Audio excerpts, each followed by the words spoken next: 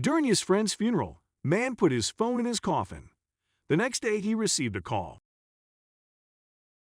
Sasha and Pasha have been friends since school. They got their diplomas together and became students of the same university.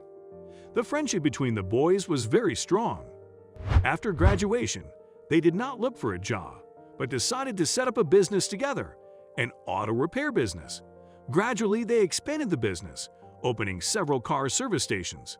But there were no secrets between friends, only strong trust and mutual understanding.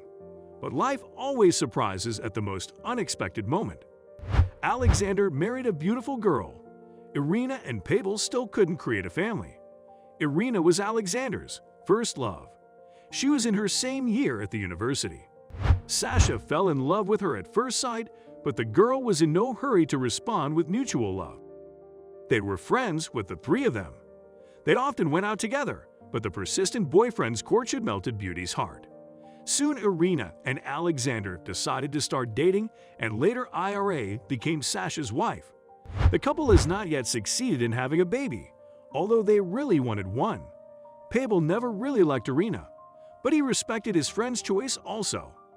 Alexander often joked about his friend and his single life, but Pavel only joked that the one who would become his soulmate had not yet been born.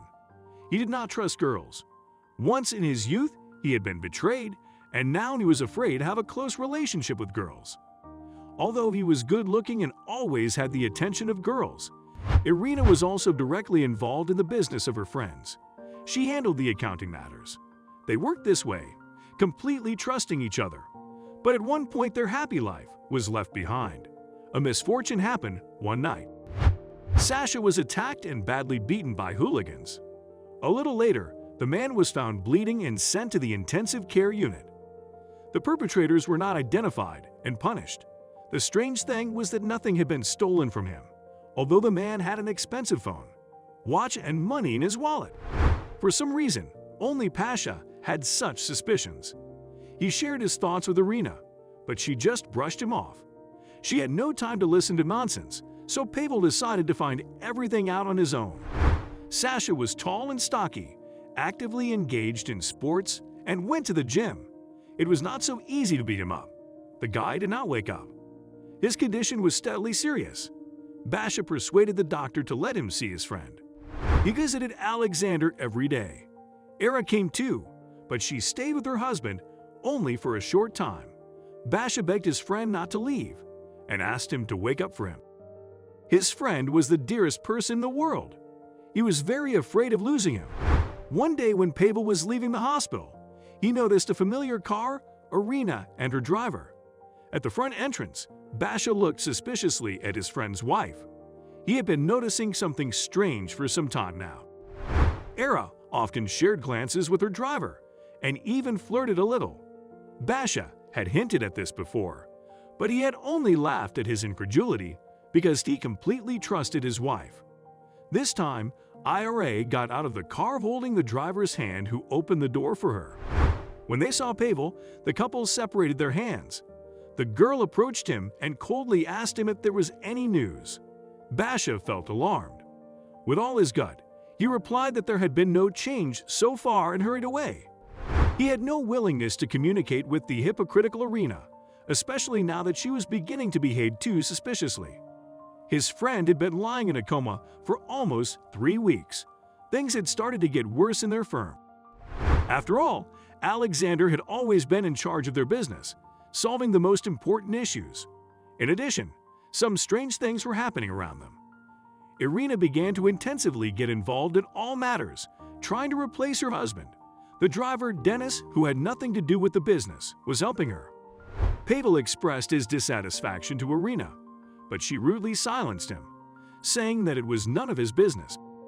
She added that Pavel himself was in no hurry to help, but Dennis was helping and he was succeeding. Pavel was simply shocked by such insolence in the behavior of his friend's wife. His suspicions grew with each passing day. He no longer had any doubts that they were lovers. A few days later, he decided to check where Irina was always going with her driver. He got into a taxi and followed her car. Era and her driver stopped outside Sasha's country house. All Pable's doubts went away when the couple got out of the car and began passionately kissing. Pasha had seen enough. He drove back to the city. On the way, he had an interesting thought.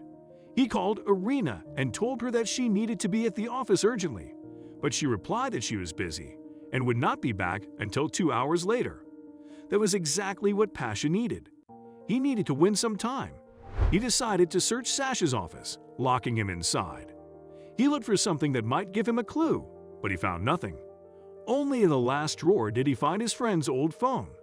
A long time ago, they had bought 2 identical phones, and they kept them for communication to deal with particularly important matters. Irina also knew that there was another phone from her husband, and she had the number. Pasha took the device with him and left the office. In the evening, Pable received a phone call from Irina telling him that Alexander had died in intensive care. Pasha drank all night with grief, unable to cope with his feelings. In the morning, he went to Irina to discuss all the details of the funeral, but she had already decided everything herself with the help of her driver. Pasha was simply shocked by her indifference. When all the preparations were completed, the farewell ceremony took place. Ira walked, leaning on her lover's arm, occasionally glancing at Pasha. The man inside was just raging with anger. He was almost certain that the couple was involved in his friend's death. Everything went exactly the way they had benefited. Now Sasha wasn't standing in their way. Sasha swore that he would avenge his friend. He had something in mind and was about to put his cunning plan into action.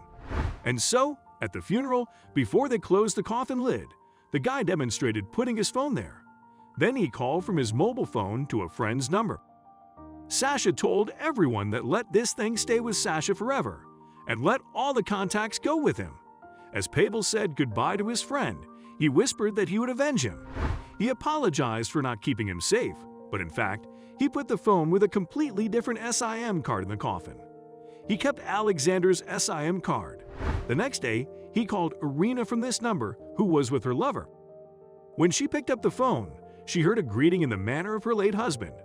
The voice on the receiver reproached her that she rarely came to see him at the hospital and told Irina to tell the truth about her and that her lover had brought him to his grave. He threatened that if she would not tell, he would call her every day and remind her of the crime. Irina instantly went pale and looked at the phone screen. It displayed the word, Sasha.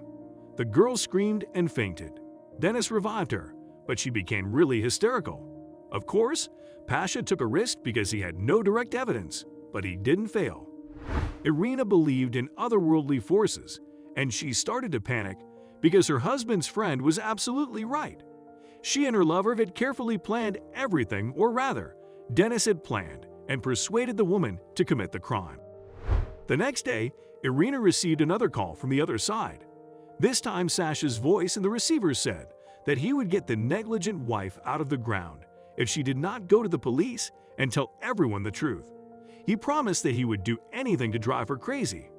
The voice was very similar because the caller used a special program on the phone that copies voices. Irina fainted again when she regained consciousness. She called Pavilion and asked him to come over. When Pasha entered IRA house, he did not recognize her. Just in 2 days, she had sharply aged and was on the verge of madness. The woman was screaming and hysterical. Through her tears, she told Pable that she was really guilty of everything and that she was now ready to confess and go to the police. A week later, Pable came to visit his friend at the cemetery. He brought him 2 shot glasses and a bottle of vodka. He put one shot glass on the grave and held the other for a long time. Then he told his friend that he had his revenge. He kept his word. Then he drank the liquor in a gulp and left. He had accomplished his mission and punished all those who deserved it.